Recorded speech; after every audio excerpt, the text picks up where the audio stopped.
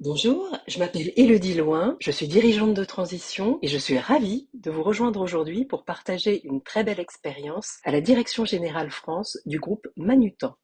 Le contexte de cette mission était un peu différent de celui que je connais dans mes missions, qui consistent souvent à redresser des entreprises qui sont soit en difficulté ou qui traversent une période de crise. Manutan, au contraire, est une entreprise qui se porte très bien et qui avait juste besoin de quelques ajustements pour poursuivre et accélérer une phase de croissance.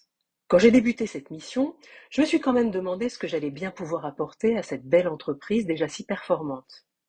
Entre nous, quand une boîte est tout au fond du trou, c'est quand même plus simple de générer de la valeur visible et immédiate. Alors chez Manutan, j'avais un nouveau défi à relever.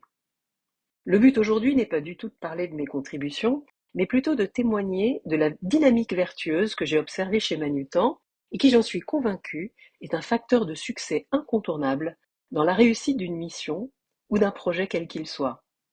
La directrice générale talentueuse et très appréciée que j'ai remplacée m'avait parlé de la forte cohésion de l'équipe qu'elle avait façonnée, un peu à son image, c'est-à-dire ouverte, franche et directe.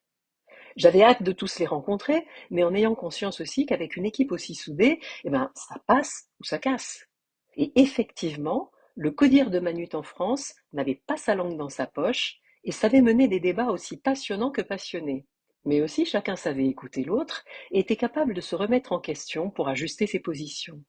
Finalement, on arrivait toujours à trouver un consensus sur la solution la mieux adaptée à la situation et au projet. Et nos réunions se terminaient le plus souvent par un déjeuner tous ensemble, pendant lequel on parlait de tout sauf du boulot.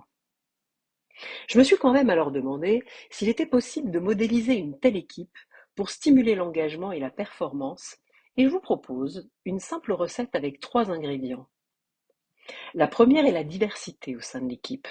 Chez Manutan, on avait un bon équilibre entre les hommes et les femmes, entre les juniors et les plus seniors, les hautement éduqués et des autodidactes, qu'ils revendiquaient d'ailleurs, et avec tous, sans exception, un beau parcours professionnel et une très riche expérience de vie à partager. Bref, on avait mis ensemble des personnalités brillantes et complémentaires, capables de se mettre au défi, tout en restant dans l'écoute et dans la tolérance. Le deuxième ingrédient est pour moi le respect mutuel. Je n'ai jamais entendu chez Manutan les uns juger les autres.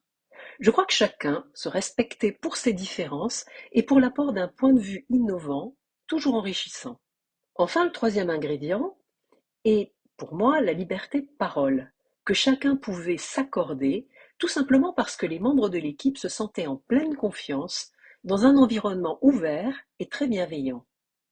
Donc j'en ai retenu que la diversité est bien le terreau de l'intelligence collective, mais que cela ne suffit pas. Il faut en plus que les uns et les autres se respectent et puissent se challenger mutuellement sans avoir des guerres d'ego. Et là, avec un jeu de valeurs vertueuses, on arrive à faire émerger de véritables pépites qui stimulent la performance et l'innovation au sein de l'entreprise.